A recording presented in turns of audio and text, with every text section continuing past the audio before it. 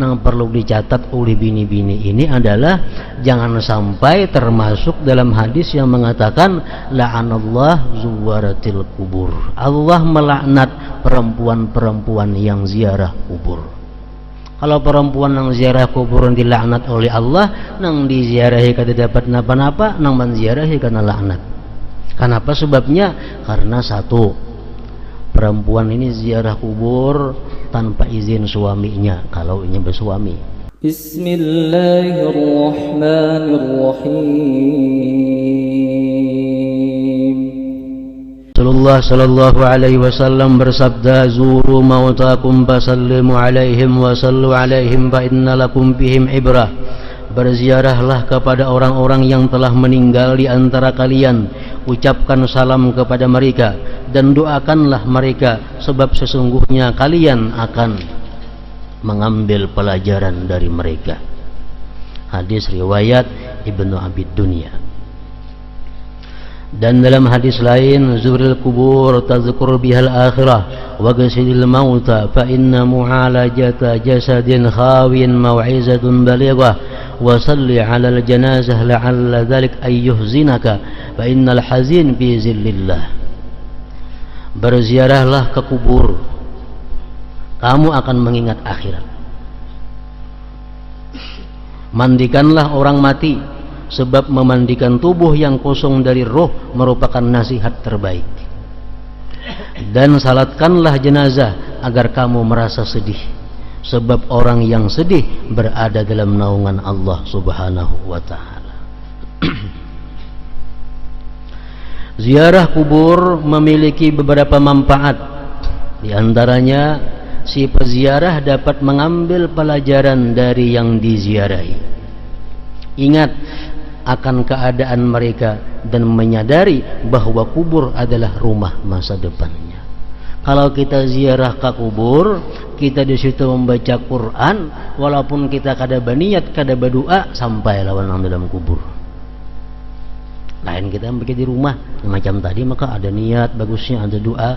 Kalau kita di atas kubur membaca doa, kada perlu niat, kada perlu doa. Sampai sudah bacaan Yasin itu kepada roh nang di dalam kubur itu. Jadi ziarah kubur ini manfaatnya lawan nang hidup ada, lawan nang di dalam kubur pun ada manfaatnya. Makanya jar Nabi kita, zurul kubur, ziarahlah kamu kepada kubur, khususnya laki-laki nang disuruh ziarah kubur ini. Kalau bini-bini, nah itu bini-bini ini disunatkan ziarah kubur.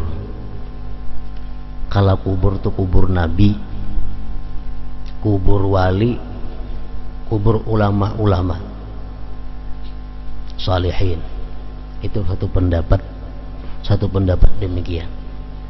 Ada pendapat ulama lagi, perempuan pun boleh juga ziarah ke kubur orang tuanya, ke kubur saudara-saudaranya, boleh juga ziarah perempuan.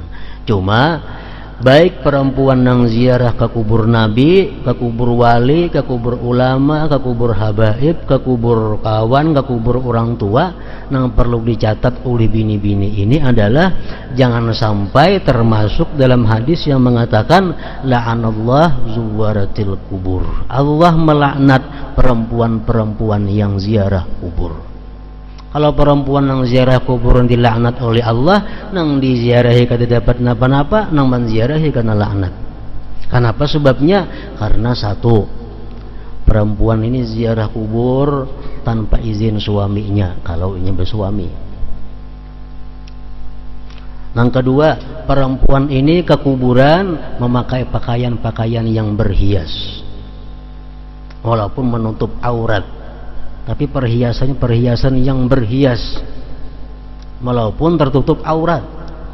Nampak perhiasan di tangan, di telinga, di gulu kelihatan. Ini termasuk perempuan yang ziarah kubur dilaknat oleh Allah.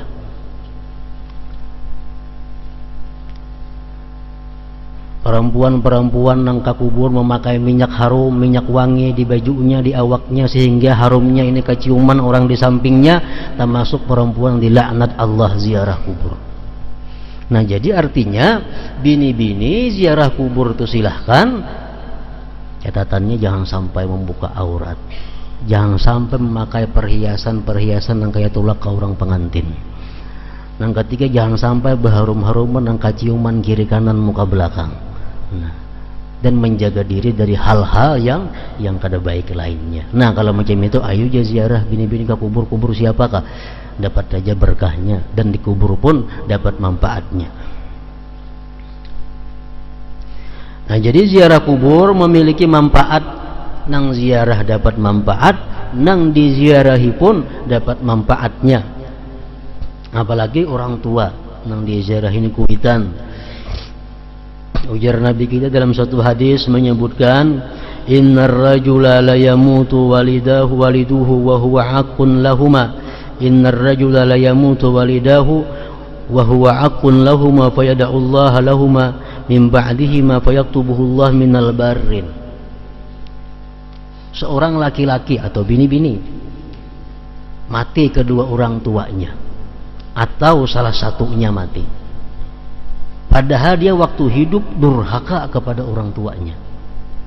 Waktu mama hidup, abah hidup, kada pemaasian lawan kuitan. Begitu abahnya atau mamanya ini mati, dia seringkali ziarah kubur, seringkali mendoakan kedua orang tuanya. Ada yang mengatakan hadis lain, tiap Jumat dia ziarah kubur, maka Allah ganti namanya menjadi orang yang bakti kepada kedua orang tuanya. Nah, jadi kalau membaiki diri dalam hidup kuitan dahulu, hidup kedua orang tua katuju menantang lawan orang tua katuju kada maasi. Nah, sekarang sidin sudah mati, tiap Jumat ziarahi. Di rumah banyak-banyak memberi hadiah sedekah lawan nang kuitan dalam kubur. Niscaya kita ampih jadi orang durhaka, berubah menjadi orang yang berbakti. Namun kelihatannya, kenyataannya, orang nang rancak ziarah ke kubur kuitan itu orang nang lagi hidup besar bakti juga lawan kuitan. Orang nang lagi hidup durhaka lawan kuitan mati jarang juga ziarah kubur, paling hari raya. Itu kenyataannya. Orang nang mahragu kuitan, suka menggaduh kuitan, sayangan kuitan mati tiap minggu ziarah kubur.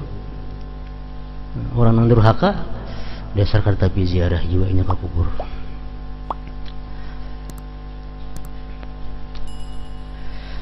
Ketahuilah pada hakikatnya maut adalah perpisahan roh yang memiliki kemampuan untuk mengerti dan memahami dengan jasad. Kita melihat, kita mendengar, kita mempaham itu karena ada roh. Itu berpisah dengan jasad. Mati merupakan terputusnya kekuasaan roh atas jasad. Setelah berpisah dengan jasad, roh tetap kekal sebagaimana dijelaskan dalam berbagai al-akhbar maupun al-athar, dan terbukti melalui berbagai perenungan. Sesungguhnya roh meninggalkan jasad menuju alam lain. Oleh karena itu sepantasnya seseorang mukmin tidak mencintai dunia yang akan ia tinggalkan sewaktu roh berpisah dengan jasad. Akan tetapi hendaknya dia mencintai sesuatu yang akan selalu menemaninya, yaitu pengetahuan, ma'rifat tentang Allah, merasakan nikmatnya ketaatan, zikir dan doa, merasa khusyuk dan rendah hati, sehingga setelah mati nanti dia dapat menikmati buah amalnya dan tidak merasa sedih karena harus berpisah dengan dunia dan segala perhiasannya.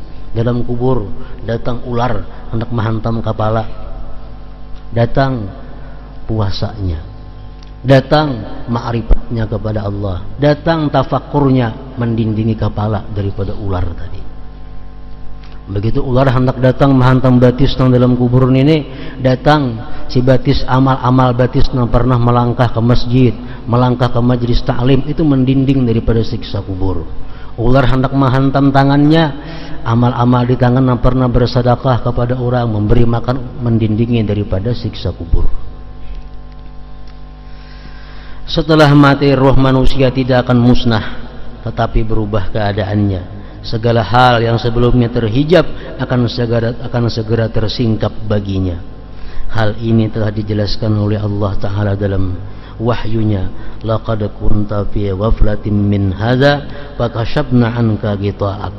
Sesungguhnya dahulu kamu berada dalam keadaan lalai dari hal ini, maka kami bukakan tutupan yang menutupi pandanganmu.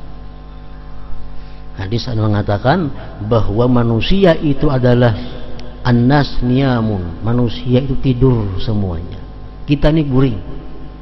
Fa iza matu intabahu, bila kita mati hanya kita tabangunan. Inilah yang sebenarnya yang kita hadapi sebenarnya waktu sesudah mati itu. Orang kita guringnya macam-macam mimpi itu, mimpi ini kita guring. Begitu kita mati, apa yang sebenarnya itu yang kita hadapi.